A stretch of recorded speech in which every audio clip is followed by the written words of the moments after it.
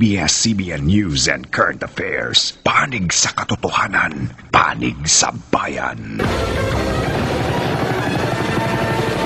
Sa ulo ng mga nagbabagang balita, mga labi ng mga sundalong namatay sa pagbagsak ng Nomad plane sa Cotabato, dinala na sa Maynila. Investigasyon para tukuyin ang dahilan ng pagbagsak ng trahedya, sinimulan na. Exclusive, isa sa bawat 10 Pinoy na nasa mga gimikan, positibo sa HIV/AIDS base sa pag-aaral. Mga call center agent umalma sa sinasabing paglaganap ng HIV/AIDS sa kanilang profesyon.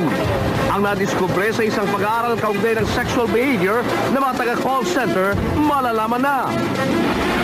Mga kandidato sa pagkapangulo, muling kinilatis ng mga kabataan. Kahandaan ng Comelec sa automation ng halalan, bubusisiin din. Ihatid namin ang latest sa Automation Forum live. Boto mo, ipatrol mo. Ako ang simula. Umarangkada sa Luzon, Visayas at Mindanao. Ang ating mga live report, tutukan. Unang batch ng mga Pinoy na lumikas mula sa Haiti, nakauwi na sa bansa. Ang mga kwento kung paano sila nakaligtas sa pinsala ng lindol, abangan. Lakas ng mga boksingerong Pinoy, muling susubukin ng mga Latino. Manny Pacquiao, pumataw sa unang araw ng sparring. At ang inaabangang kasal ni Rica Peralejo, dito niyo unang mapapanood. Ang live update, abangan.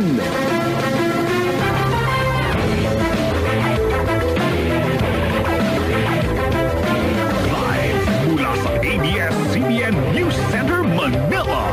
Ito ang TV Patrol World.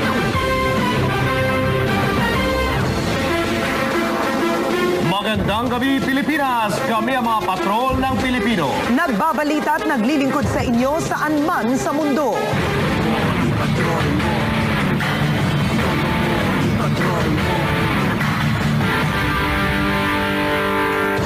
Kapamilya, sisimula na ang pagbabago.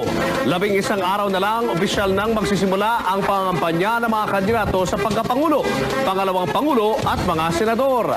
Kaya muling umaarangkada ang boto mo, ipatrol mo. Ako ang simula para siguruhing may boto patroller na nakaantabay sa bawat sulok ng bansa.